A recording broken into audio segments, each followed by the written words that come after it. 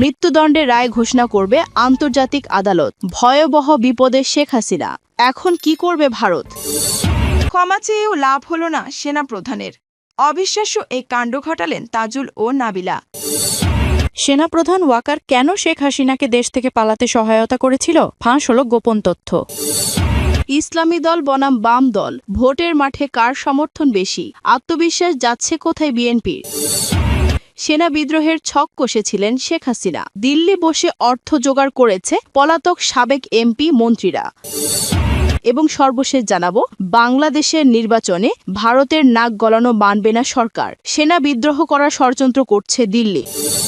ক্ষমা চেয়েও লাভ হলো না সেনাপ্রধানের। অবিশ্বাস্য এই কাণ্ড ঘটালেন তাজুল ও নাবিলা। শেষমেশ বাংলাদেশ সেনাবাহিনীতে এক কলঙ্কিত অধ্যায় রচিত হতে যাচ্ছে, যার নায়ক তাজুল ইসলাম এবং ভিলেন সেনাপ্রধান। তবে তাজুল ইসলামকে কেউ ছাড় দিবে না সেনাবাহিনী। সেনাবাহিনীর মূল টার্গেট এখন তাজুল ও নাবিলা ইদ্রিস। অবশেষে বাংলাদেশের বিচার ব্যবস্থা এমন এক মোড়ে এসে পৌঁছালো যেখানে ক্ষমতাধর অপরাধীরাও আইনের সামনে মাথা ঝুঁকাতে বাধ্য হল। বছরের পর বছর ধরে গুম ও খুনের অভিযোগে যেসব সেনা কর্মকর্তা ছিল ধরাছোঁয়ার বাইরে, আজ তারাই হাজির হয়েছে আদালতের কাঠগড়ায়। ইতিমধ্যে বহুল আলোচিত ঘাতক সেনা কর্মকর্তাদের বিরুদ্ধে বিচার কার্যক্রম শুরু হয়েছে এবং তাদের এই বিচার তাদের জীবনের ইতি টানবে, এটাই ধারণা করা হচ্ছে। সম্প্রতি আদালত তাদের জামিন নামঞ্জুর করে সরাসরি হাজতে পাঠানোর নির্দেশ দিয়েছেন। দক্ষিণ এশিয়ার ইতিহাসে এমন ঘটনা আগে কখনোই ঘটেনি, যেখানে দেশের সাধারণ জনগণকে গুম ও খুনের অপরাধে সেনা কর্মকর্তাদের হাজির হতে হয়েছে আইনের কাঠগড়ায়। ইতিহাসের এমন বিরল ঘটনা মূলত সম্ভব হয়েছে দেশের একদল সাহসী, নৈতিক ও দৃঢ় মনোবল সম্পন্ন মানুষদের জন্য। তাদের মধ্যে রয়েছেন গুম কমিশনের সদস্য Nabila Idris, chief prosecutor advocate Tajul Islam, অর্থাভাগ গোলাম আজমের পুত্র ব্রিগেডিয়ার আমান আজমি এবং মীর কাসেম আলীর পুত্র আহমেদ বিন কাসেম। তারা সম্মিলিতভাবে প্রমাণ করেছেন আইনের সামনে অপরাধীর পরিচয় বা প্রভাব কখনই টিকে থাকতে পারে না, বিশেষ করে সেটা যখন হয় একটি সুষ্ঠু ন্যায় বিচার। কারণ আইনের কাছে সবাই সমান, সে হোক কোনো ক্ষমতাধর ব্যক্তি অথবা সাধারণ কোনো মানুষ। অথচ একসময় কেউ কল্পনাও করতে পারেনি দীর্ঘদিন ধরে শোষণ করে আসা এ সকল সেনা কর্মকর্তাদের আইনের আওতায় আনা হবে। আজ এটাই যেন অদৃশ্যমান হচ্ছে সকলের সামনে।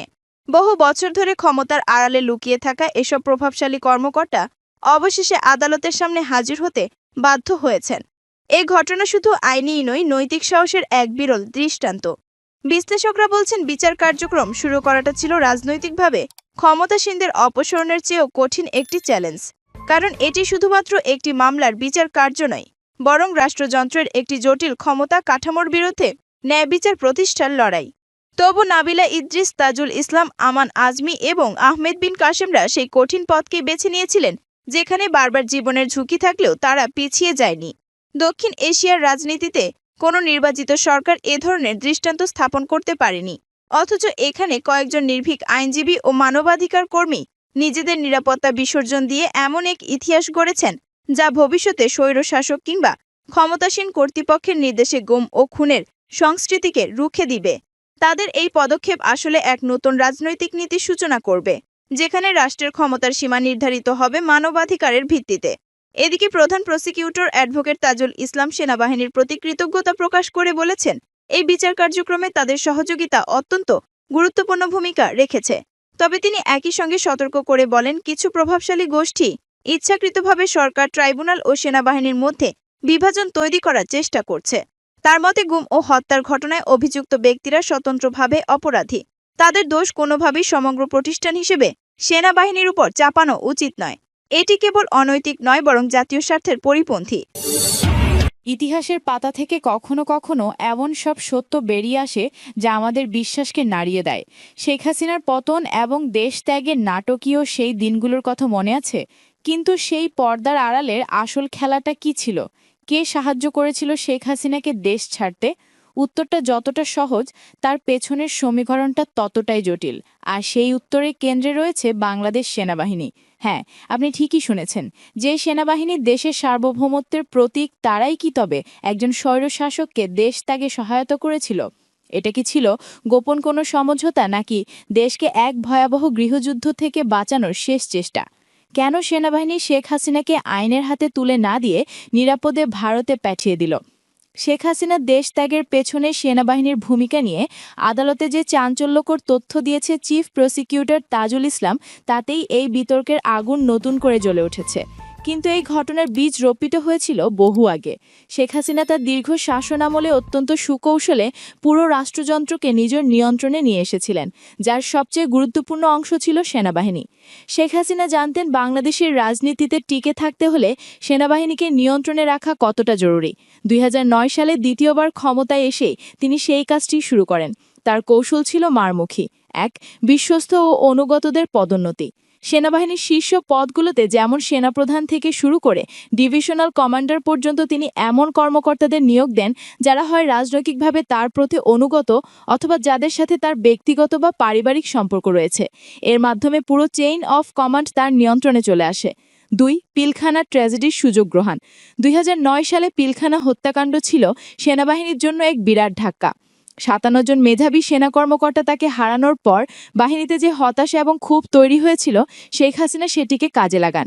তিনি সেনাবাহিনীকে ঢেলে সাজানোর নামে এমনভাবে পুনর্গঠন করেন যাতে তার প্রতিপক্ষ হয়ে উঠতে পারে এমন কোনো গোষ্ঠীর অস্তিত্বই না থাকে।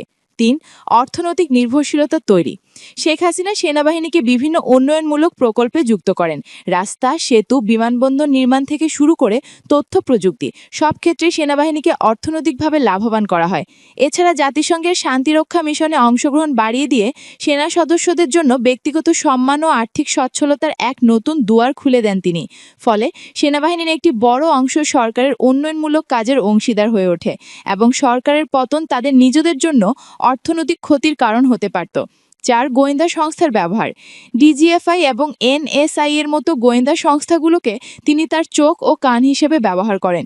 এর মাধ্যমে তিনি শুধু বিরোধী দলই নয়, সেনাবাহিনীর ভেতরে থাকা ভিন্ন মতাবলম্বী কর্মকর্তাদেরও কঠোর নজরদারিতে রাখতেন। যারাই তার শাসনের জন্য হুমকি হতে পারত, তাদের হয় বাধ্যতামূলক অবসরে পাঠানো হতো অথবা বিদেশে বিভিন্ন কূটনৈতিক পদে নিয়োগ দিয়ে ক্ষমতার কেন্দ্র থেকে দূরে সরিয়ে দেওয়া হতো। এইভাবেই শেখ হাসিনা এক ধরনের প্রাতিষ্ঠানিক আনুগত্যের সংস্কৃতি তৈরি করেন, যেখানে সেনাবাহিনীর স্বার্থ আর সরকারের স্বার্থ একাকার হয়ে গিয়েছিল। আপনারা দেখছেন গল্প নিউজের এক্সক্লুসিভ প্রতিবেদন। আপনি যদি রাজনীতির এমন গভীর ও অজানা অধ্যায়গুলো সম্পর্কে জানতে আগ্রহী হন, তাহলে এখনই আমাদের গল্প নিউজ চ্যানেলটি সাবস্ক্রাইব করে আমাদের সাথেই থাকুন। ২০২৪ সালের ৫ আগস্ট ছাত্র জনতার আন্দোলনে যখন ঢাকা অচল, তখন গণভবনে চলছিল রুদ্ধশ্বাস বৈঠক। সকালে 11:30টায় ৩ বাহিনীর প্রধান এবং পুলিশ মহাপরিদর্শককে ডেকে পাঠান শেখ হাসিনা। তিনি ক্ষোভ প্রকাশ করে জানতে চান কেন পরিস্থিতি সামাল দেওয়া যাচ্ছে না। উত্তরে বাহিনী প্রধানরা তাকে বোঝানোর চেষ্টা করেন যে পরিস্থিতি তাদের নিয়ন্ত্রণের বাইরে চলে গেছে এবং বল প্রয়োগ করলে দেশ এক ভয়াবহ গৃহযুদ্ধের দিকে এগিয়ে যাবে। কিন্তু শেখ হাসিনা ক্ষমতা ছাড়তে নারাজ ছিলেন।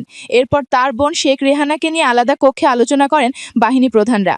এমনকি বিদেশ থেকে তার ছেলে সজীব ওয়াজেদ জয়ের সাথেও ফোনে কথা বলানো হয়। অবশেষে সব দিক থেকে চাপ এবং বাস্তবতা অনুধাবন করে পদত্যাগ করতে রাজি হন তিনি। কিন্তু এরপর কি ঘটেছিল? এইখানেই গল্পের সবচেয়ে নাটকীয় মোড়।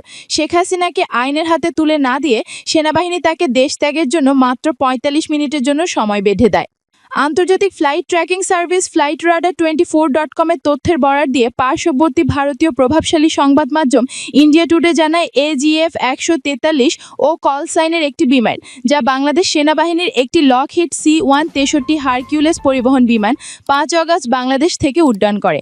বিমানটি প্রথমে কলকাতার দিকে যাত্রা করলেও মাঝপথে গতিপথ পরিবর্তন করে ভারতের রাজধানী নয়াদিল্লির দিকে রওনা দেয় এবং অবশেষে গাজিয়াবাদের হিন্দন বিমান ঘাঁটিতে অবতরণ করে। এই পুরো বিষয়টি এতটাই নিখুঁতভাবে সম্পন্ন করা হয় যে